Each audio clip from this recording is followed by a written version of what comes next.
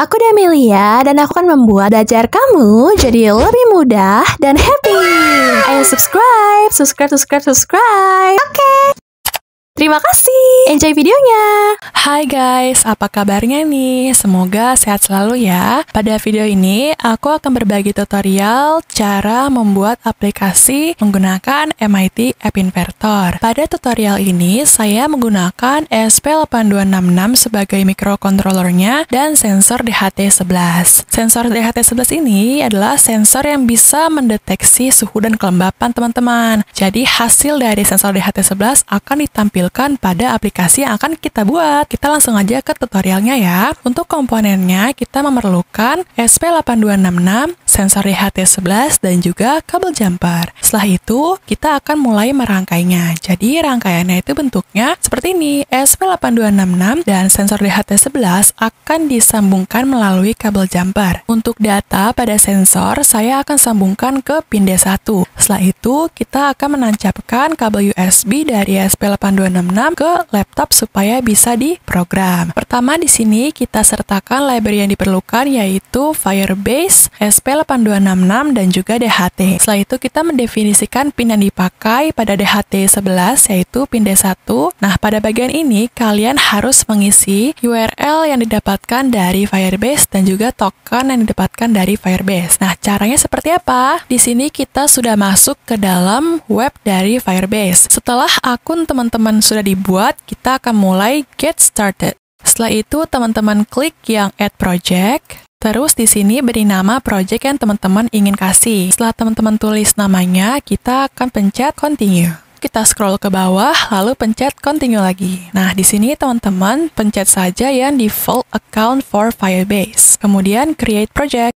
Setelah proyeknya sudah dibuat sama Firebase, kita pencet continue. Nah, ini adalah tampilan awal dari web Firebase ya. Di sini teman-teman klik yang real-time database, kemudian klik lagi create database, lalu next, enable.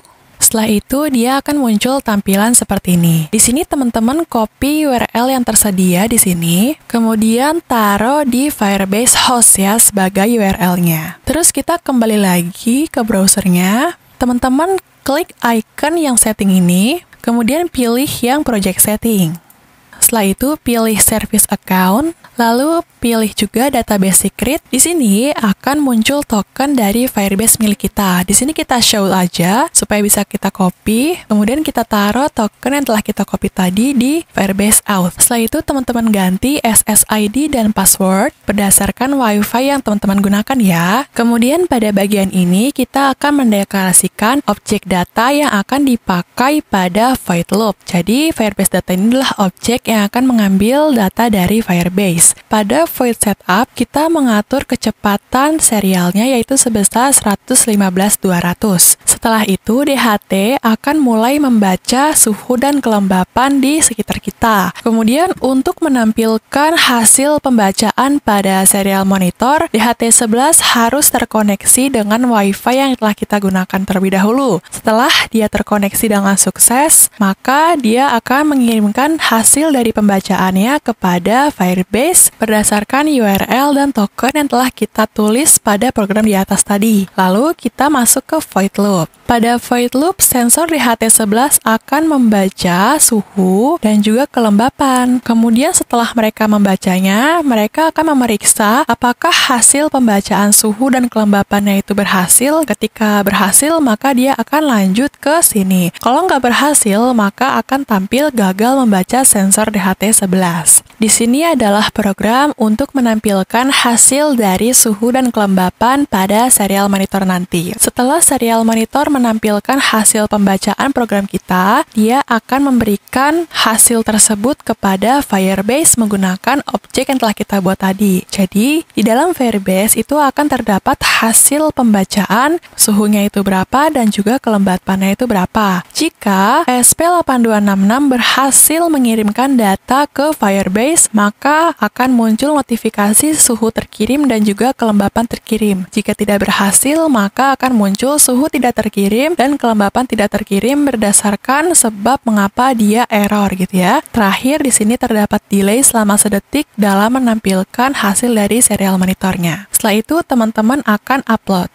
Nah, ketika proses upload teman-teman sudah berhasil, di sini kita tinggal membuka serial monitor. Pada serial monitor ini, teman-teman bisa lihat suhunya itu berapa, kelembapannya berapa, dan juga status bahwa suhu dan kelembapan sudah terkirim ke Firebase. Hasil dari pembacaan sensor, baik dalam serial monitor maupun dalam Firebase itu sama persis. Setelah itu, kita akan lanjut membuat aplikasi pada MIT App Inverter. Setelah terbuka seperti ini, teman-teman klik yang Create Apps. Silahkan klik Start New Project. Kemudian beri nama project yang akan teman-teman buat. Nah, disinilah kita bisa mendesain aplikasi sesuai dengan keinginan kita. Pertama-tama, saya ingin memberitahu bahwa di sini terdapat screen 1, ya kan? Nah, screen 1 itu apa? Screen 1 tuh seperti kanvas dalam sebuah aplikasi. Jadi, ini adalah lapisan paling bawahnya gitu lah ya. Nah, karena screen satunya itu pengen kita percantik, maka kita taruhlah gambar di sini gitu. Cara taruh gambarnya gimana? Jadi, tinggal kita klik yang background image, kemudian kita upload file, choose file, setelah dipilih,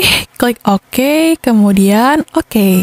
Nah, udah muncul nih gambarnya, bagus kan? Nah, kemudian untuk yang bagian align vertical ini, kita akan settingnya menjadi center. Supaya apa? Supaya apapun yang kita taruh di dalam screen 1 itu akan dimulai dari tengah-tengah, dari sini gitu. Kemudian teman-teman pergi ke layout dan pilih horizontal arrangement. Kita klik, lalu tahan, taruh di HP-nya. Nah, jadi seperti ini jadinya. Dia akan dimulai dari tengah. Pada kotak ini, kita akan memberi background color-nya itu tidak ada, supaya dia tidak menutupi screen 1 atau background kita. Untuk tinggi, ini kita buat dia adalah 20%, dan untuk lebarnya kita buat fill parent. Fill parent tuh artinya dia akan menyesuaikan dengan screen 1 gitu ya, atau parent-nya. Setelah itu, kita buat lagi horizontal arrangement yang kedua, taruh di paling bawah sini ya. Kemudian kita setting juga background-nya itu tidak ada, tingginya kita setting 15%, dan lebarnya yaitu fill parent. Nah, kotak yang kedua ini itu akan kita isi dengan suhu. Nah, karena suhu itu merupakan teks, jadi teman-teman klik user interface, kemudian pilih yang label, tarik labelnya, masukkan kotak yang kedua ini, kemudian dia akan muncul label 1.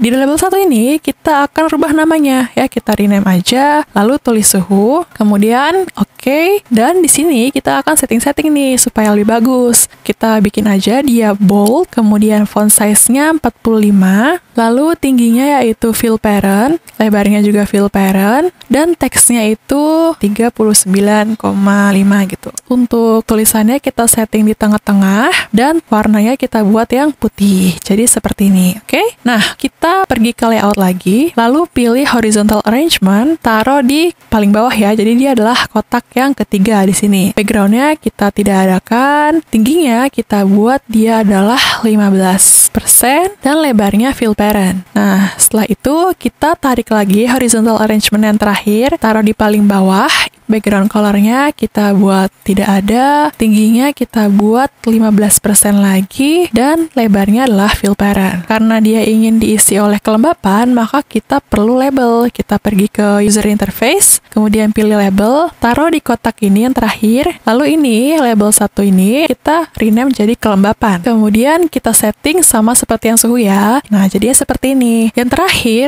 kita akan mendesain Firebase di dalam HP kita. Jadi, teman-teman pilih yang eksperimental, kemudian Firebase-nya teman-teman taruh di HP-nya. Maka dia akan muncul Firebase di sini ya, paling bawah dia tuh letaknya. Di sini terdapat Firebase token dan Firebase URL. Untuk tokennya, kita tinggal copy yang Firebase auth, taruh di sini.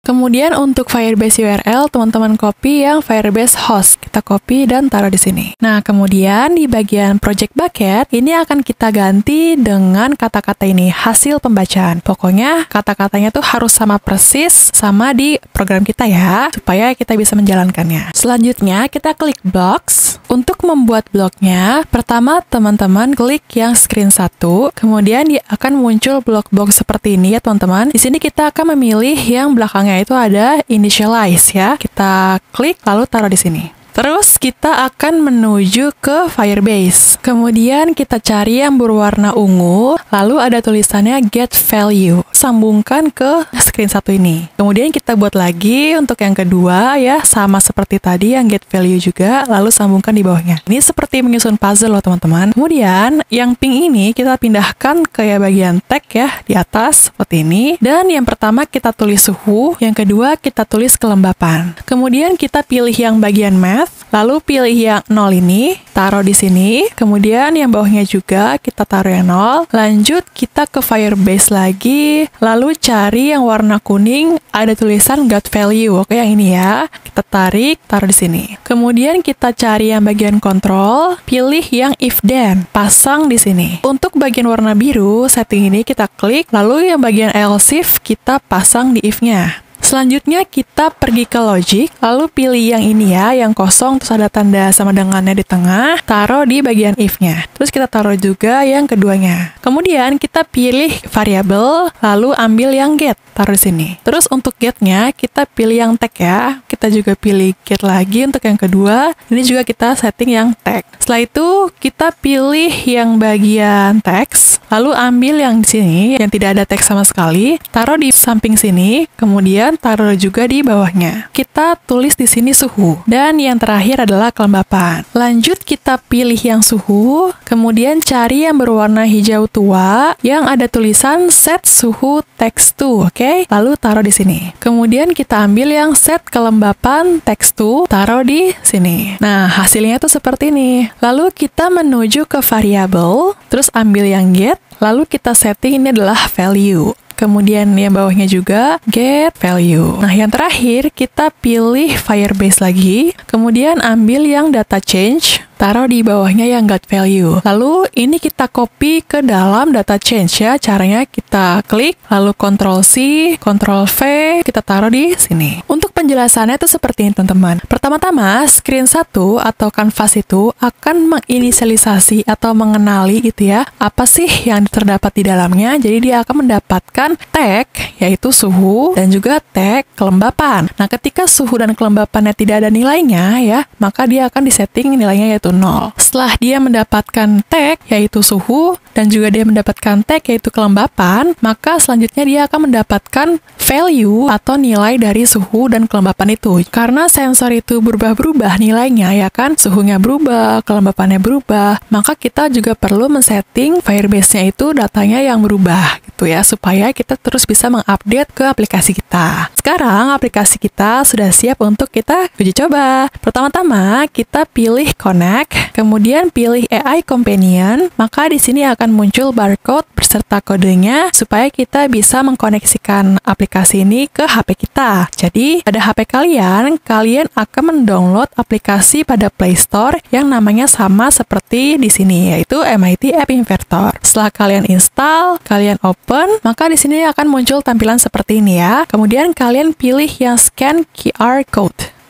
Di sini pada HP saya sudah tampil hasil pembacaan dari suhunya. Kalau kita lihat dan kita bandingkan ketiga hasil, yaitu dari HP kita, terus dari serial monitor, terus dari ini juga Firebase, itu hasil pembacaan suhu dan kelembapannya akan sama persis. Nah, di sini kita coba dengan 3 keadaan ruangan ya, yaitu normal, panas, dan dingin. Ternyata uji coba kita berhasil, guys. Terima kasih teman-teman yang menonton video ini. Semoga kalian sehat selalu dan semangat terus ya. Bantu channel ini untuk berkembang dengan tekan subscribe dan like videonya. Sampai jumpa di video selanjutnya.